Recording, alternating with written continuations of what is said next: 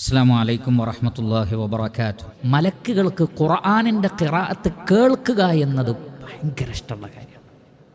അതുകൊണ്ടാണ് ഉസൈദ് ബിൻ ഹുളൈർ റളിയല്ലാഹു അൻഹു രാത്രി ഖുർആൻ ഓതിയപ്പോൾ എന്താ സംഭവിച്ചത്? സൂറത്തുൽ കഹ്ഫ് ഓതി. മറ്റൊരു റിവായത്തിൽ സൂറത്തുൽ ബഖറ.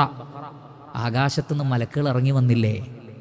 അദ്ദേഹം മേഘങ്ങളിൽ ആ പ്രകാശം കണ്ടു എന്നാണ് നബി സല്ലല്ലാഹു അലൈഹി വസല്ലം പറഞ്ഞത്. താങ്കൾ ഖിറാഅത്ത് തുടർന്നിരുന്നെങ്കിൽ രാവിലെ എല്ലാവർക്കും കാണുമാറ് അതിനെ അള്ളാഹു അവിടെ നിലനിർത്തുമായിരുന്നു. പക്ഷെ അദ്ദേഹം ഖിറാഅത്ത് സ്റ്റോപ്പ് ചെയ്തപ്പോൾ മലക്കുകൾ കയറിപ്പോയി. സ്വഹീഹായ ഹദീസിൽ കാണാം, ഇമാം മുസ്ലിം അദ്ദേഹത്തിൻ്റെ സ്വഹീഹിൽ അബൂ ഹുറൈറ റളിയല്ലാഹു അൻഹുവിൽ നിന്നും അബൂ സഈദ് അൽ ഖുദരി റളിയല്ലാഹു അൻഹുവിൽ നിന്നും ഉദ്ധരിക്കുന്നു, അന്നഹുമാ ഷഹിദ അലൻ നബിയ്യി സല്ലല്ലാഹു അലൈഹി വസല്ലം, അല്ലാഹുവിൻ്റെ റസൂൽ പറഞ്ഞതായി അവർ സാക്ഷ്യം വഹിച്ചു പറയാണ്, ലാ യഖൂദു ഖൗമുൻ യദ്കുറൂനല്ലാഹ് ലാ യഖഉദു ഖൗമുൻ യദ്കുറൂനല്ലാഹ്, അല്ലാഹുവിനെ ഓർത്തുകൊണ്ട് ആരെങ്കിലും ഇരുന്നാൽ, ഇവിടെ പള്ളി എന്ന് പറഞ്ഞിട്ടില്ല, എവിടെ ഇരുന്നാലും, ഇല്ലാ ഹഫത്തുഹുമുൽ മലായിക, മലക്കുകൾ അവരെ പൊതിയും. മലക്കുകൾ അവരെ പൊതിയും. ദിക്റുകളിൽ ഏറ്റവും വലുതേതാ? പരിശുദ്ധ ഖുർആൻ. ഖുർആൻ്റെ ഒരു പേര് തന്നെ ദിക്ർ എന്നാണ്. ഇന്നാ നഹ്നു നസ്സൽന അദ്ദിക്റ. ഏറ്റവും വലിയ ദിക്ർ ഖുർആനാണ്. കാരണം ഖുർആനിൽ സുബ്ഹാനല്ലാഹ്, അൽഹംദുലില്ലാഹ്, ലാ ഇലാഹ ഇല്ലല്ലാഹ്, അല്ലാഹു അക്ബർ, ലാ ഹൗല വലാ ഖുവത ഇല്ലാ ബില്ലാഹ്, എല്ലാ ദിക്റുകളുടെയും രൂപമാണെന്ത്? ഖുർആനിൻ്റെ കണ്ടന്റ്. ഖുർആനിൻ്റെ കണ്ടന്റ്.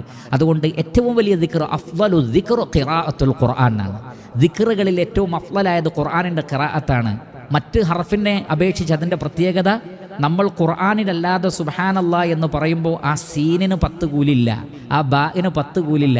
പക്ഷെ അത് ഖുർആനിൽ വന്നാൽ ഫസുബ്ഹാനല്ലാഹി അമ്മാ യുശ്രികുൻ, ഖുർആൻ ഓതുമ്പോൾ സീനിന് 10 കൂലി, ഫാഇന് 10 കൂലി, ബാഇന് 10 കൂലി. അത് പിന്നീട് 30ഉം 700 വരെ അയാളുടെ ഒരു വ്യക്തിയുടെ നിയ്യത്തനുസരിച്ച് വർദ്ധിക്കാം.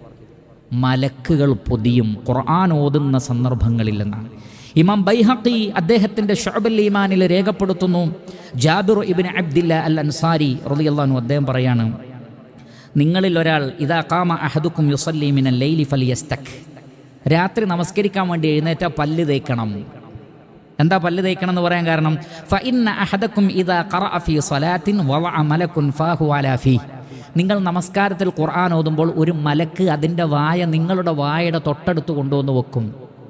ഇഷ്ടം കൊണ്ട്, ഖുർആനിൻ്റെ ഖിറാഅത്തിനോടുള്ള ഇഷ്ടം കൊണ്ട്.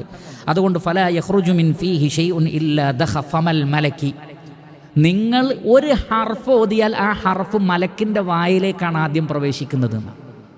ഹദീസ് സ്വഹീഹാണ്, സ്വീകാര്യയോഗ്യമായ ഹദീസാണ്.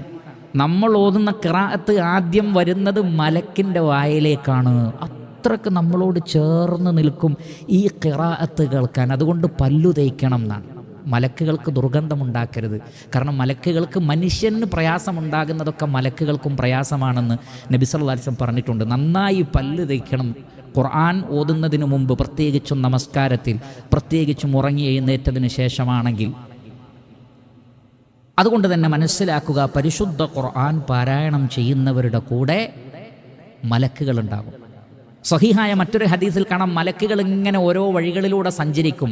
അള്ളാഹുവിനെ ഓർക്കുന്ന ആരെങ്കിലും കണ്ടാൽ മറ്റു മലക്കുകളൊക്കെ വിളിച്ചിട്ട് പറയുമ്പോൾ, ഹലുമ്മോ ഇലാ ഹാജത്തിക്കും, എല്ലാവരും വരി, എല്ലാവരും വരി, അള്ളാഹുവിനെ ഓർക്കുന്ന ഒരാൾ ഇതാ ഇവിടെ ഇരിക്കുന്നു. പിന്നെ ഇവരെല്ലാവരും കൂടി വന്നിട്ട് അങ്ങോട്ട് പൊതിയുന്നതാണ്. ഈ ഇഷ്ടം കൊണ്ട്, ദിക്റിനോടുള്ള ഇഷ്ടം കൊണ്ട്. അതിലേറ്റവും പ്രധാനം പരിശുദ്ധ ഖുർആനിൻ്റെ ഖിറാഅത്താണ്. ശ്രദ്ധിക്കുക.